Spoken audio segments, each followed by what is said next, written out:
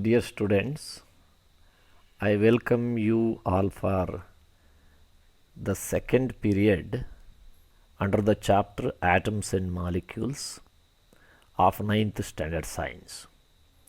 Dear students, the substances that are present around us can be grouped into elements, compounds, and mixture.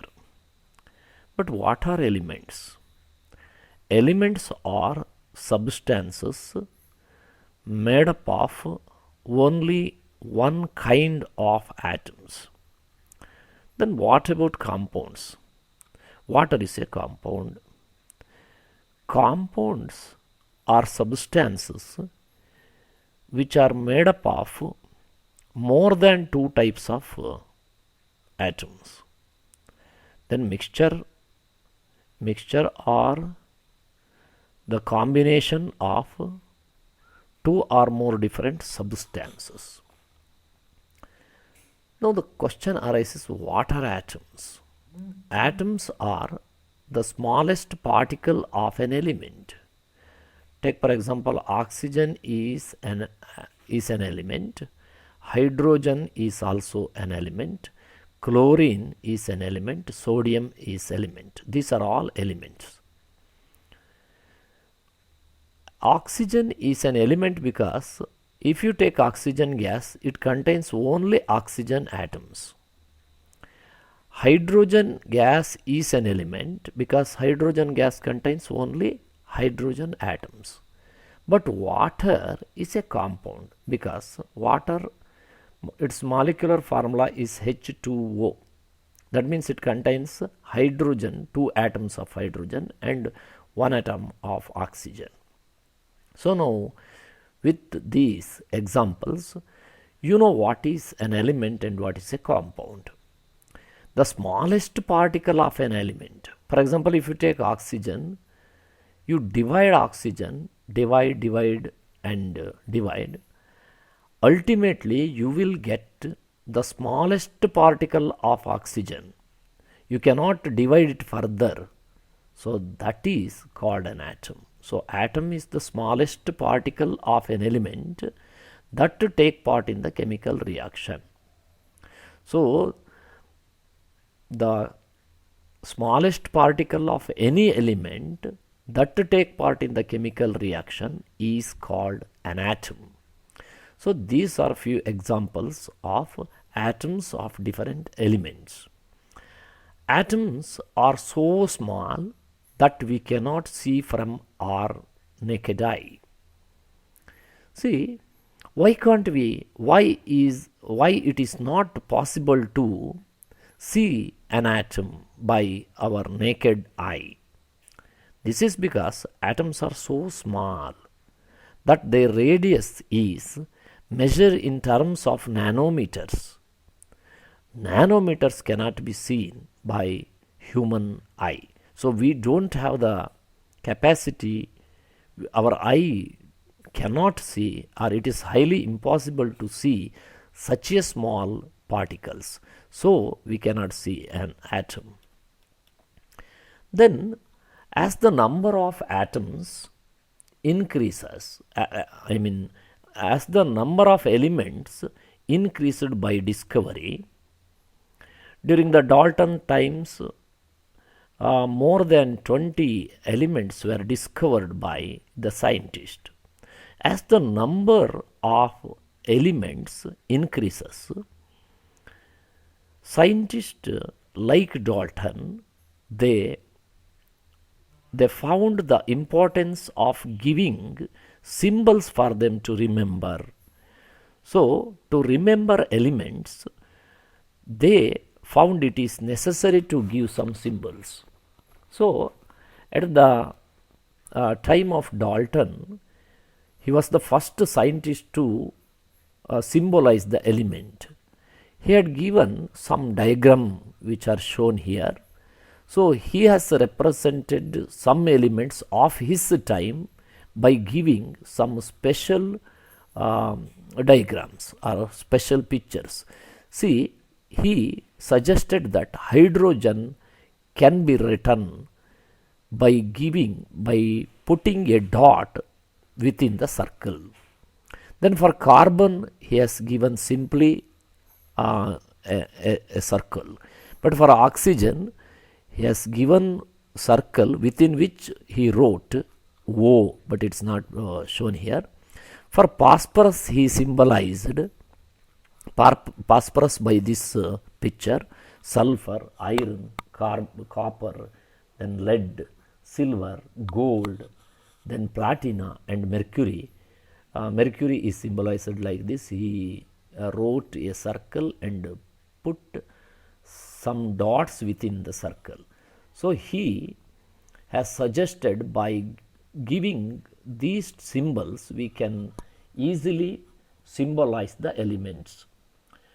But it was not that what is called convenient method, because we have to write the circle and we have to write some letters inside or picture inside the circle.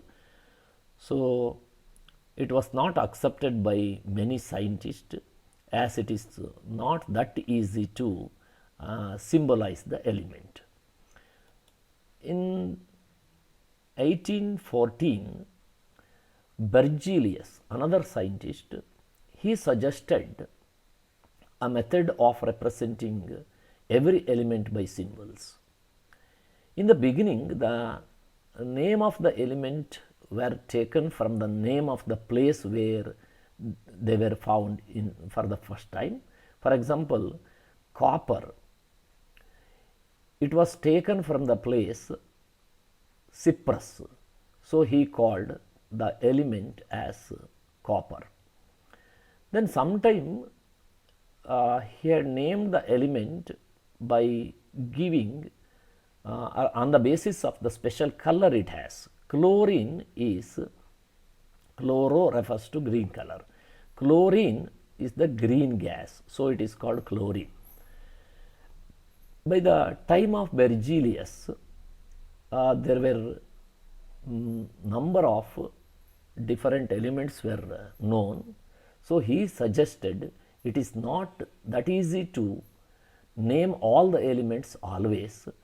So it is convenient to give the symbols for the element. But now, as on today we know there are more than 5 elements. So Berzelius' method of symbolizing the element is more necessary, because as the number of element is increasing. So even today we are following, we are symbolizing the element by using the Berzelius method. Now let us study the methods he employed to symbolize the element.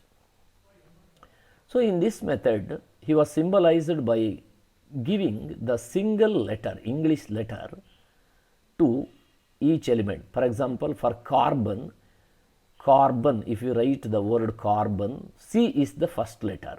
So C is the symbol of carbon. For some time, if two elements have got the same first letters, then he suggested that in such cases, two letters of English or Latin or Greek name of the element, the second letter will also, for example, sulfur he represented by S. Silicon, the word silicon is also started from the first letter S. So he cannot give a same symbol for two elements. For that he has taken the second letter, that is silicon, S and I. First letter S and second letter I. So he suggested that for silicon we can symbolize silicon by Si. But he also suggested some rules while writing. He suggested that always the first letter should be written in capital. Then if any element have two or if two or more elements have got the same symbol, then along with the first letter the second letter will be written, but while writing the second letter we have to write the second letter in a small letter. So this is the rule he suggested while symbolizing the element. Dear students, here are some symbols of different elements are given. Few common elements I have written here. There are some more in your textbook, you can follow them. The first, hydrogen, this is the first element. The first letter of this name is H. So hydrogen is represented by H only. Then comes helium. See, helium, here also the word helium starts from the first letter H. So you cannot give again same H because it has given it has given to hydrogen. So if you cannot write or you cannot give again the same symbol for two elements. Second element for helium, we have to give first letter and the second letter. So he wrote or he gave helium as He, and he suggested that if any element has got two letters in its symbol, the first letter should be capital and the second letter should be in small letter. So he had given helium as He. Then comes aluminium. For aluminium he has given Al. For argon he has given Ar. For boron he has given first letter as B, and for barium he had given the symbol as Ba, because B is for boron, Ba for barium. Then for carbon, as I already said, that it is symbolized by capital C. For calcium, the same C cannot be written here. So along with capital C, a small a is given because the a is the second letter in the word calcium. Then for chlorine, he has suggested the middle letter, that is L.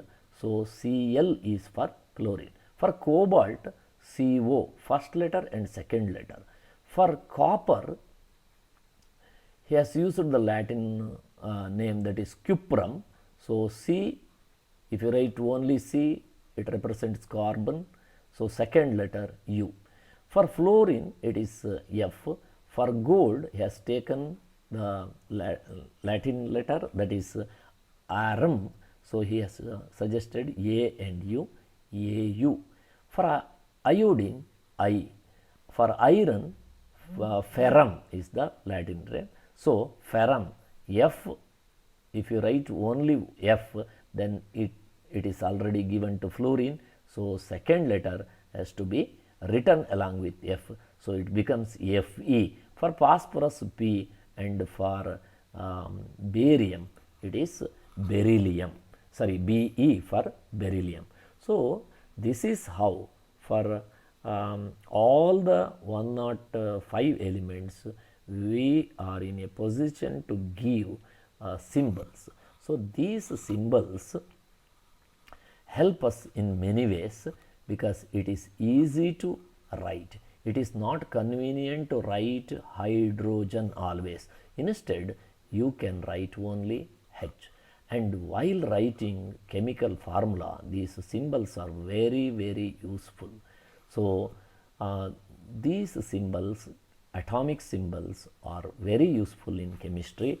So there are more than 17 symbols in your textbook. You can refer the textbook for further study. Thank you for listening the class.